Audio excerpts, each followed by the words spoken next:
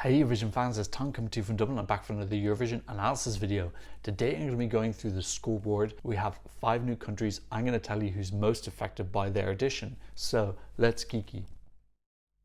So I'm going to break the video up into 2. First of all, I'm going to show what happened when we had first 3 countries enter, and then in the second half I'll talk about what happened when we had the last 2 countries enter. And we have a new leader in the scoreboard. I'll leave timestamps in the time bar. If you don't understand me, you can turn on the subtitles or slow down the video. So first of all, let's talk about the first edition. We had 3 countries joining that. They were Finland, Poland and San Marino. That happened last weekend. Now, by far the biggest impact of this was Garia, of course. He went straight in at number 2 at the time. It may have changed since, spoiler alert, but at the time he was wrestling with Norway. They kept on changing places between first and second, and eventually, by the time I put my stats in, he had settled quite firmly at second. He was a couple of thousand points behind Alessandra. So of all the points available, these 3 new entries took up 15% of them. Now the majority of those came from Finland. They took up 80% of that points suck. Now keep in mind, all those points are coming from other countries who already have points. So we're going to look and see who was most affected by this, basically by Finland entering the competition. As you might guess, the country most affected was Australia. They lost 32% of their points. That's pretty terrible, but it kind of makes sense. Anyone who kind of likes this more metal, thrashy, heavy sound, there's definitely going to be an overlap between Finland and Australia. And not everybody, but I think with a lot of people, if you ask them to pick between the 2, they would prefer Finland. So I think that's a reason why Australia went down in a lot of people's lists. Me personally, I like both songs. Both of them are in my top 10, but Finland is above for me. It might have been because of Poland and San Marino, but I'm gonna guess that it's because of Finland. The other country really affected was Ireland. Not what they need right now, but yes, those 3 countries entering affected Ireland. They lost 30.8% of the points. Not what they need right now. Insult on injury. Ireland's currently working on the revamp though. They really need it, because they just keep going down further and further down the scoreboard. At this point in time, they were just above Croatia, but Croatia was catching up on them. The last person who was most affected was Malta. They lost 28% of their points. I couldn't really think what the connection was for here. I think possibly with Malta and Ireland, they were both in 9th and 10th places on people's lists. And because of that, a country going above it was enough to push it out of the points completely. That's just what I'm thinking. Or even if they're 6th or 7th, a country going above them is going to mean they lose 1 point. And if that happens with enough people, it can push them out. Losing 1 place is going to affect the countries with less points more, because they have less points to lose in the first place. Okay, and that's why I've done another ranking column. This second column is literally just to do with rank. I won't get into all the details because I don't want to make it too unpleasantly statistically confusing, but just take my word for it. These are the percentages that basically just affect how many points you have in terms of the ranking from 1 to 21. In this case, the biggest loser was actually Italy. They are the people whose ranking was most affected. Although they didn't move down, they moved much further away from Slovenia, who at that point were in 6th place. And then the second most affected was Australia, as I already mentioned, and they did move down a place. They actually swapped with Ukraine.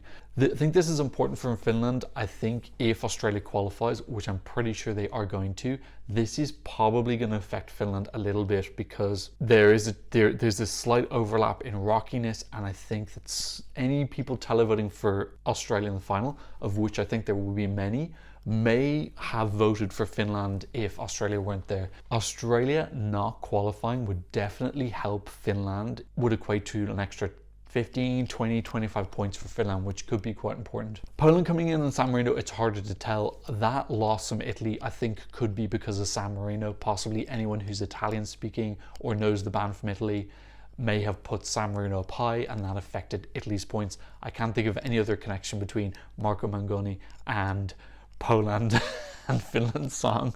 That's the only connection I could think of. Okay, let's go to the second part now. So I'm resetting all my percentages and all my rankings again, and I did some separate stats, and this is for the addition of Cyprus and Netherlands. So Cyprus entered in at 9th in the ranking, and Netherlands came in at 10th. So obviously everyone who was below them has moved down 2 places, but actually there were some other big changes because of that. First of all, Finland and Norway swapped places at the top. So Finland actually didn't lose any points from the addition of Cyprus and Netherlands. They gained.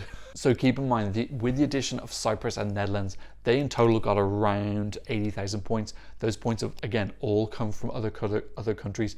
The average loss was 13% of each country's points, but Finland gained 0.12, which I kind of love. So people who like Cyprus and Netherlands don't care about Finland. And, you know, obviously that's too simple, but it just didn't affect him. These two songs just did not have a big enough overlap with Finland that he lost a lot of his points. He actually gained a little bit, whereas Norway lost 4% of her points, and that was enough for them to swap. So Finland is the new leader in the scoreboard. Now let's look at the column that shows what percentage of their points a country lost. And the biggest by far is Poland. They lost almost 40% of their points from the addition of Cyprus and Netherlands. I'm not sure if that's because of Cyprus and Netherlands or if it's because of all the controversy of what's happening in Poland. Maybe more people found out the story behind what happened in the Polish national final, and because of that they ranked it down. Or it could be that people had it in their 9th and 10th spot. For example, if she was 9th and then you put Cyprus and Netherlands above her, she's lost 2 points. If that happens with enough people, she's going to lose a fair amount of points. So she moved from 13th down to 17th. That's the biggest drop of anyone. She moved down 4 places. Ukraine also moved down 4 places as well. But yeah, Poland were the biggest loss. An interesting thing now is with Latvia. Latvia lost much less points than everyone else who was down that lower end of the scoreboard, and in fact they went up 1 place. Even though they're below Cyprus and Netherlands and should have gone down 2, they went up 1. That could be due to Latvia just getting a little bit more popularity now, or it could be that people who like Latvia have it at the top of their lists. Who knows? But this is a good sign for Latvia. You expect when 2 songs come in the top 10 to move down 2, they've actually moved up 1. So they're catching up on the top 10. They're currently in 13th. So that was a pleasant surprise from that. And then another ranking change. They just can't get a break. Ireland have moved down below Croatia. Finally, Croatia has overtaken them. They're around 130 points ahead. So Croatia's moved up into 20th, Ireland down to 21st. Where is that revamp? We need to revamp the revamp. This is emergency time. Croatia is ahead of us. The only people below Ireland right now are San Marino and Romania.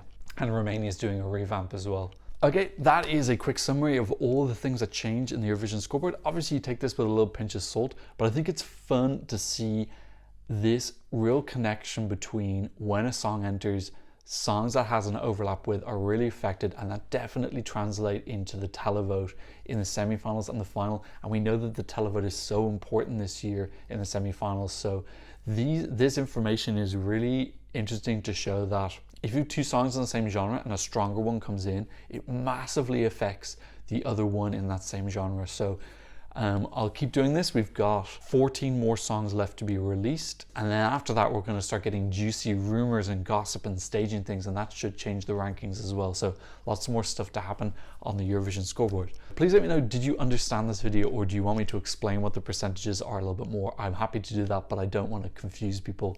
Please leave a comment in the comment section down below. Don't forget to give me a thumbs up, and thanks so much for watching. I'll see you in another Eurovision analysis video very soon. Goodbye. Blah, blah, blah, blah, blah.